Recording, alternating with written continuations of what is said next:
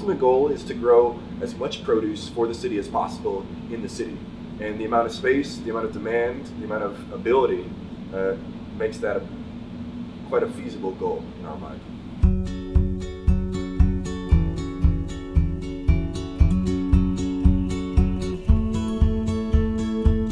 My name is Mitch Hagney. I'm from New Hampshire. I've been in San Antonio like 7 years. Well, I am Chief Executive Officer of Local Sprout, but what that primarily means is I am a farmer and I sell my produce around the city at farmers markets, restaurants, any really place that people are interested in buying good fresh produce up there. Those are edible flowers. All brassicas, bok choy included, produces flowers that are edible, and they're very sweet, but with the kind of overall kind of broccoli overtone of a flavor. Very nice. For a salad garnish, it really can't be beat in my mind. So Local Sprout, the title is the conception that we have acres of land that are available in urban environments, and it's quite possible to create good sustainable agriculture anywhere that there's available space. So we can sprout things locally here and with all sorts of different technologies. Over the last year or so, we've started to play around with the idea of using large vacant lots, using space that wouldn't normally be considered just like these shipping containers. Now we're seeing an intersection, and at least what we do, of huge amounts of good technology. We use advanced lighting, use really efficient water conversions, but also going to places where those technologies wouldn't normally be available, like large vacant lots or urban areas. So this is the second container. This is the first one that I've built entirely from scratch.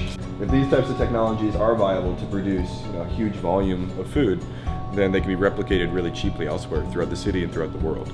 Since this small area of about 100 square feet can produce over 1,000 plants, seems like not a bad way to do it. Yeah, the food bank has a cool vision.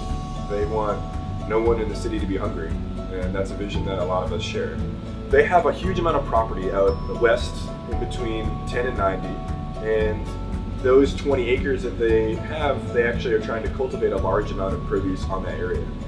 And so we came in 2 years ago and said, hey, we've noticed that you have a greenhouse on your property and you have area that you'd like to cultivate. We'll grow a certain amount on your property, and in exchange for that, we'll pay a percentage of everything that we can make that comes out of this area. And so over the course of our 2 years, we've donated over $10,000 to them. But donation probably isn't the correct term, because it's not just out of charity, it's because partnerships have to be sustainable and profitable. And this is a good example of an amazing organization building a revenue generation wing that will keep them in business even in tough times.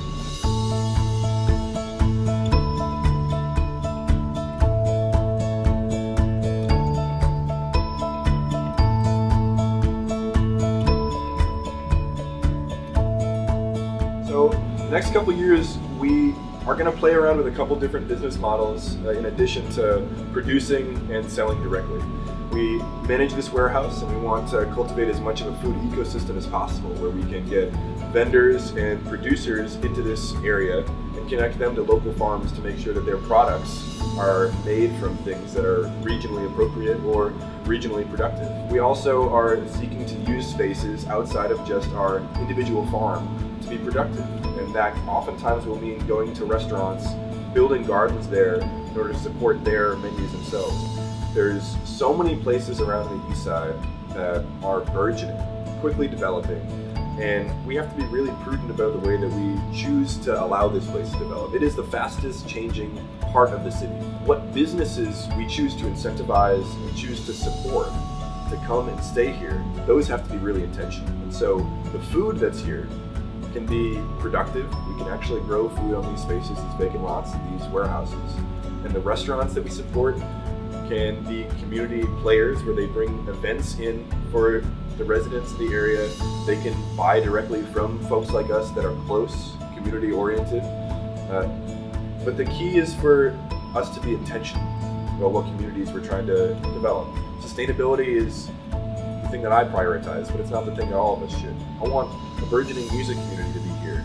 I want a burgeoning arts community to be here. And the only way for us to do that is by supporting those that are around us who share that vision of a place where we want to be.